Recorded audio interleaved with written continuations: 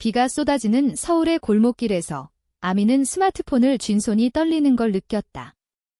아진아, 나 이제 어떻게 해? 그녀의 목소리는 비바람에 휘말려 거의 들리지 않았다. 화면 너머에서 아진의 목소리가 갈라지며 흘러나왔다.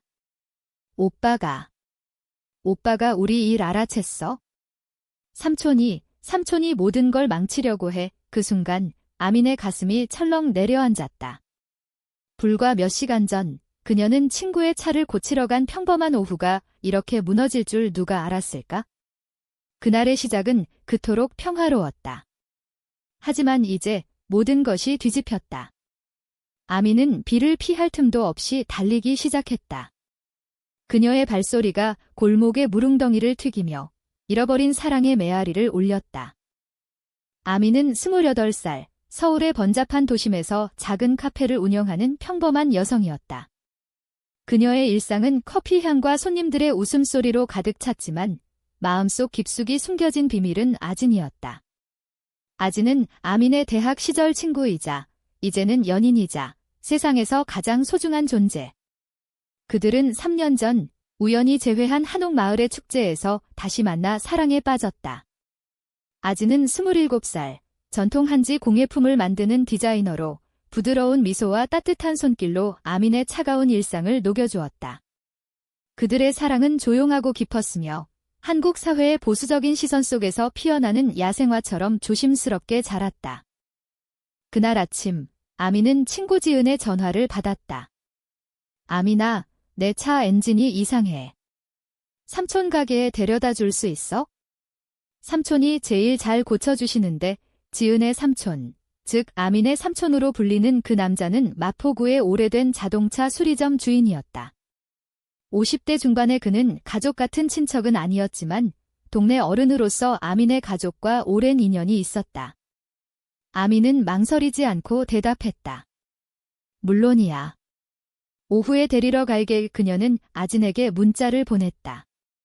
오늘 저녁에 한옥거리에서 만나자. 비 올 것 같아. 우산 챙겨. 아진의 답장은 항상 따뜻했다. 응, 기다릴게.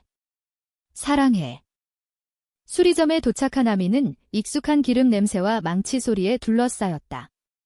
삼촌은 작업복 차림으로 차를 들여다보고 있었다. 아민아, 왔어. 지은이 차가 또 고장났네. 엔진 오일 누출이야. 1시간쯤 걸릴 거야. 그의 목소리는 거칠었지만 눈빛에는 동네 누나를 보는 따뜻함이 스며 있었다. 아민은 작업대에 기대어 앉아 커피를 홀짝였다. 창밖으로 보이는 한강의 물결이 그녀의 마음을 가라앉혀 주었다. 삼촌, 요즘 바쁘세요? 건강은 어떠세요? 그녀의 물음에 삼촌은 웃으며 대답했다. 이 나이에 뭐가 바빠? 너처럼 젊은 애들 일상이 다 바쁘지. 너는? 카페는 잘 돼. 대화는 평소처럼 흘러갔다. 하지만 그 순간 삼촌의 핸드폰이 울렸다. 그는 잠시 자리를 피했다. 아미는 무심코 작업실 구석에 놓인 오래된 라디오를 켰다. 뉴스 소리가 흘러나왔다. 오늘 서울은 장마철 비가 이어지며 한옥마을 축제가 취소되었습니다. 그녀의 가슴이 살짝 아렸다.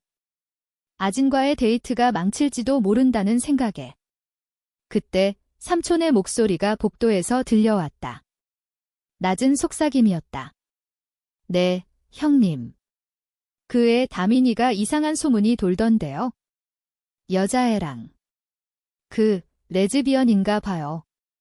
지은이가 말하길 최근에 자주 만난다고 아민의 피가 멎는 듯 했다. 그녀는 숨을 죽이고 귀를 기울였다. 삼촌의 목소리가 이어졌다.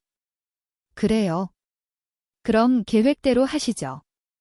제가 아민이 엄마한테 슬쩍 말해볼게요. 결혼 상대도 미리 생각해놨어요. 동네 의사 아들, 안정적이고 좋잖아요. 이 나이 되면 정신 차려야 해요. 가족 망신은 안 돼요. 아민의 손이 떨렸다. 커피잔이 바닥에 떨어져 산산조각 났다. 그 소리는 그녀의 세계를 산산조각 내는 유리처럼 날카로웠다. 아민은 황급히 수리점을 나섰다. 비가 내리기 시작한 거리는 그녀의 눈물을 가려주었다. 그녀는 지은에게 전화를 걸었다. 지은아, 너 삼촌한테 뭐라고 했어? 지은의 목소리는 당황스러웠다. 뭐? 나 아무것도. 아, 그날 술 마시고 실수로. 미안, 아미나. 그냥 헛소리였어. 하지만 이미 늦었다. 아민의 마음은 이미 상처 입은 새처럼 날아오를 곳을 잃었다. 그녀는 택시를 타고 한옥마을로 향했다. 아진이 기다릴 그곳으로. 한옥마을은 비에 젖어 고즈넉했다. 종이 등불이 비에 흩어지는 빛을 뿌렸다. 아진은 우산을 들고 서 있었다. 그녀의 긴 머리가 바람에 흩날렸다. 아미나. 왜 이렇게 늦었어? 비 맞았어. 아진의 걱정 어린 눈빛이 아민의 가슴을 찔렀다. 아민은 아진을 끌어안았다. 아진아. 우리 끝날지도 몰라. 그녀의 목소리가 떨렸다. 아진은 놀라서 물었다. 무슨 소리야? 왜 그래? 아민은 모든 걸 털어놓았다. 수리점에서의 그 대화, 삼촌의 계획, 가족의 압박. 아진의 얼굴이 창백해졌다. 삼촌이, 왜? 우리는 잘못한 게 없는데 그들의 눈물이 비와 섞여 흘렀다. 그 밤, 그들은 한옥의 처마 아래 앉아 서로를 꼭 안고 이야기를 나눴다. 아진의 손이 아민의 등을 토닥였다. 우리는 함께라면 이겨낼 수 있어? 한국 사회가 아무리 가혹해도 우리의 사랑은 진짜야. 다음 날 아침, 아민은 집으로 돌아왔다. 그녀의 어머니는 부엌에서 김치찌개를 끓이고 있었다. 전통적인 한식 냄새가 집안을 가득 채웠다. 아민아, 어제 왜 그렇게 늦었어? 삼촌이 전화 왔어. 내 결혼 얘기 좀 하시더라. 어머니의 말에 아민의 심장이 덜컹했다. 엄마, 그건. 그녀는 말을 더듬었다. 어머니는 한숨을 쉬며 말했다. 너도 이제 28살이야. 동네 애들 다 결혼했어. 삼촌이 좋은 사람 소개해준대. 생각해봐. 자미는 방으로 들어가 문을 잠갔다. 그녀의 방은 작은 한지 램프와 아진이 준 한지 공예품으로 장식되어 있었다. 그 물건들을 보며 그녀는 울었다. 왜 우리 사랑은 이렇게 어렵지? 아진과의 만남은 그 후로 더 조심스러워졌다. 그들은 카페 뒤편의 작은 공원에서 또는 한강변의 자전거 길에서 몰래 만났다. 아진은 아민의 손을 잡고 속삭였다. 기억나.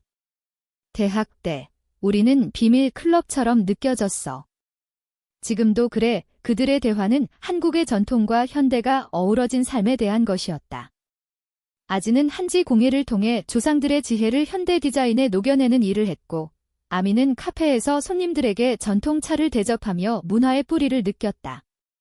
하지만 그 사랑 속에 스며든 두려움은 점점 커졌다. 삼촌의 계획은 이미 가족 모임으로 구체화되고 있었다. 한 달 후, 가족 모임이 열렸다. 삼촌의 집은 마포의 오래된 한옥이었다. 마당에 놓인 상에 김치전, 비빔밥, 불고기가 차려졌다. 아민의 가족과 삼촌의 가족이 모여 앉았다. 삼촌은 잔을 들며 말했다. 오늘은 아민이 결혼 얘기를 하자고. 좋은 상대가 있어. 테이블 주위의 시선이 아민에게 쏟아졌다. 그녀의 사촌 지은은 미안한 눈빛을 보냈지만 입을 다물었다.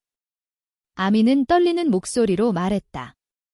삼촌, 저는 아직 준비가 안 됐어요. 삼촌의 미소가 굳었다. 준비. 이 나이 되면 늦어. 가족을 생각해. 내 엄마 걱정도 크고 어머니가 고개를 끄덕였다. 맞아, 아미나. 의사 아들래. 집안도 좋고 안정적이지. 아민의 가슴이 터질 듯 아팠다. 그녀는 자리에서 일어났다. 죄송해요. 저 화장실 좀. 복도로 나온 그녀는 아진에게 문자를 보냈다. 도와줘. 지금 여기서 무너질 것 같아. 아진의 답장은 즉시 왔다. 5분 만에 갈게. 강하게 버텨. 아진은 택시를 타고 달려왔다. 한옥 문 앞에서 그녀를 기다리고 있었다. 아미나, 같이 도망치자. 하지만 아미는 고개를 저었다.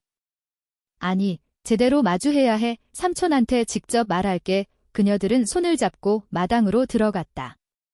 가족들의 시선이 그들에게 꽂혔다. 아진의 존재는 이미 이상한 기운을 뿜었다. 삼촌, 저는 아진이를 사랑해요. 아민의 목소리가 울렸다. 테이블이 조용해졌다. 삼촌의 얼굴이 붉어졌다. 뭐? 그게 무슨 소리야? 장난이야. 아진이 앞으로 나섰다. 아니에요. 우리는 진심이에요. 3년 동안 함께 했어요. 가족의 행복을 위해 우리를 인정해주세요. 어머니가 눈물을 흘렸다. 아미나, 그건. 사회가 용납 안 해. 내 미래가. 지은이 처음으로 입을 열었다. 엄마, 삼촌. 제가 잘못했어요. 제 실수로 시작됐어요. 하지만 아민 언니는 행복해 보이잖아요. 모임은 혼란 속에 끝났다. 삼촌은 분노로 문을 쾅 닫았고 아민과 아진은 비를 뚫고 나왔다. 그 후 삼촌의 예상치 못한 계획은 더 교묘해졌다. 그는 아민의 어머니를 설득해 상담을 제안했다. 전문가 만나봐. 이건 병이야. 고칠 수 있어. 아민은 충격에 빠졌다. 한국 사회의 보수적인 가치관이 그녀의 사랑을 병으로 규정짓는 현실이 너무 가혹했다. 아진은 아민을 위로하며 말했다. 우리는 병이 아니야. 사랑이야. 한라산의 진달래처럼 우리도 피어날 수 있어. 그들은 함께 서울의 LGBTQ+ 커뮤니티 모임에 참석했다.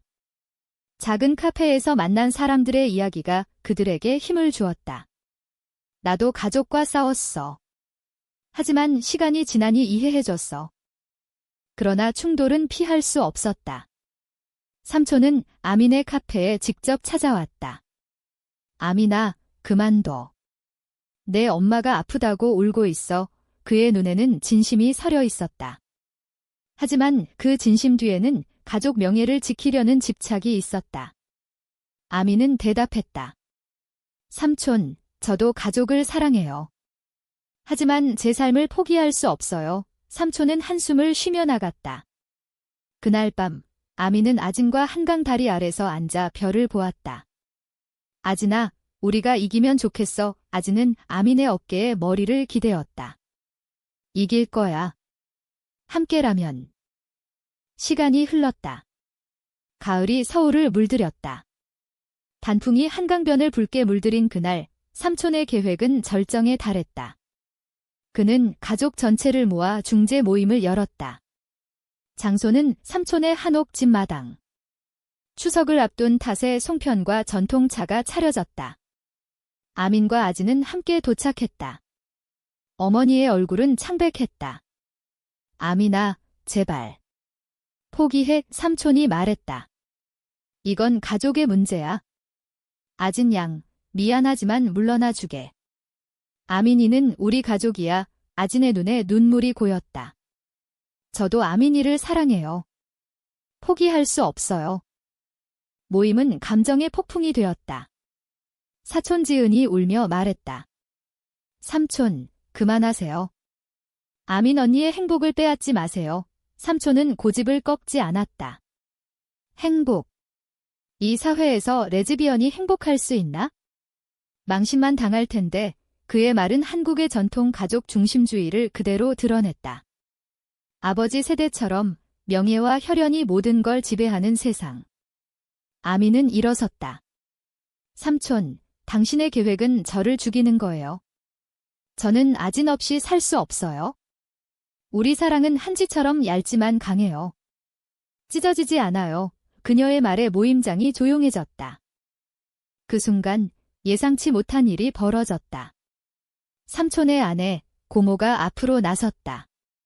그녀는 50대 후반, 평소 조용한 여성이었다. 여보, 그만해. 나도 젊었을 때 비슷한 사랑을 했어. 모두의 시선이 그녀에게 쏟아졌다. 고모는 떨리는 목소리로 계속했다. 대학 때 여자친구가 있었어. 하지만 가족 때문에 포기했지? 그 후로 평생 후회했어. 아민이처럼 용기 있게 사랑할 수 있었으면 삼촌의 얼굴이 하얗게 질렸다. 당신이 왜 이제야? 고모는 눈물을 흘렸다. 당신의 계획 때문에 또 누군가의 삶을 망치게 할 수 없었어. 그 고백은 모든 걸 바꿨다. 삼촌은 무너지듯 앉았다. 그의 계획은 가족의 고통을 되새기게 한 거울이었다. 모임은 눈물과 포옹으로 끝났다. 어머니가 아민을 안으며 말했다. 미안해, 딸아. 엄마가 잘못했어. 자지는 고모의 손을 잡았다. 고마워요. 당신의 용기가 우리를 구했어요. 그 후 변화는 천천히 왔다. 삼촌은 사과했다. 내가 좁은 시야로 봤어. 미안해. 그는 아민의 카페에 커피를 사러 오기 시작했다. 지은은 더 가까워졌다. 가족은 여전히 한국 사회의 시선을 의식했지만 사랑을 인정하는 법을 배웠다. 아민과 아지는 한옥마을에서 작은 결혼식을 올렸다.